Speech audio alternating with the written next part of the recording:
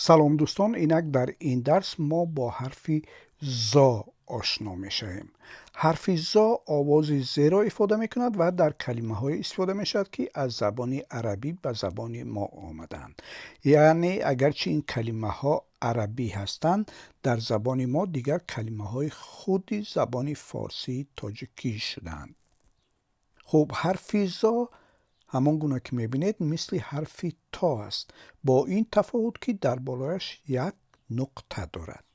حرف زا در همه حالت یک شکلی نوشت دارد، یعنی هم در اولی کلمه، هم در مابین کلمه و هم در آخر کلمه و هم در علاهیدگی. و حالا چند مثال را با حرف زا میبینیم. این هم حرف زا است که با الف پیوست شده است زا، و این هم حرفی های حوض است که هی را ifade میکند و در زیرش علامتی زیر یا کسره آمده شده است هی، و این هم ر، همش میشه چی؟ زا هیر. و این هم حرف نون است، در بالایش علامت فتحه یا زبر آمده است و شده است نه، و این هم حرف زا است که در بالایش علامت فتحه یا زبر آمده است و شده است ز، و این هم ر است، همش شده است نظر. و این هم حرف نون است که در بالایش علامت فتحه یا زبر آمده است و شده است نه، و این حرف زا است که زیرا ifade میکند، هر دو شده است نز. و این هم حرف میم است که آوازی می را ifade میکند و همش شده است چی؟ نظم. و این هم حرف نون است که نی را ifade میکند و در زیرش علامت زیر یا کسره آمده شده است نی. و این هم حرف زا است، هر دو شده نیز، و این با حرف الف پیوست شده است نیزا. و این هم حرف میم است که می را ifade میکند و همش شده است چی؟ نیزام.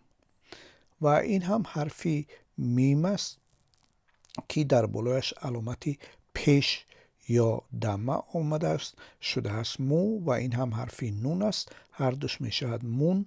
و این هم حرف ت است که در بالایش علامتی فتحه یا زبر آمده شده است تا، همش می شود منته.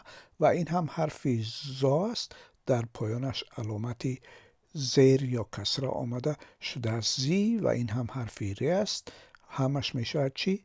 مون تا زیر.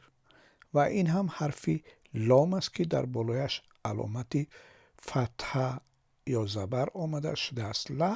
و این هم حرف هی هوتی است و این هم حرف زا است و در آخر حرف هی حوض آمده است که آوازی ا را ifade کرده است در اینجا در این کلمه و همش دست چی؟ له ز. و این هم حرف میم است، در بالایش علامتی فتحه یا زبر آمده شده است ما.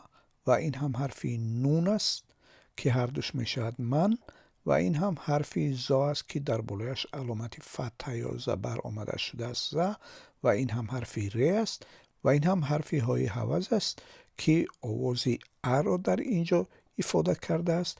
در اینجا اگر ببینید این حرف های حوض باره پیوست که نشده است به این شکل آمده است. اگر پیوست شود در آخر های حوض به این شکل میاد، چون که ر اجازت نمیدهد که حرفی که بعد از آن می آید با حرف ر پیوست شود. به همین خاطر به شکل علاهیده، مثل شکل علاهیده آمده است حرف های حوض در این کلمه. و این کلمه همش می شود چی؟ من ز ر.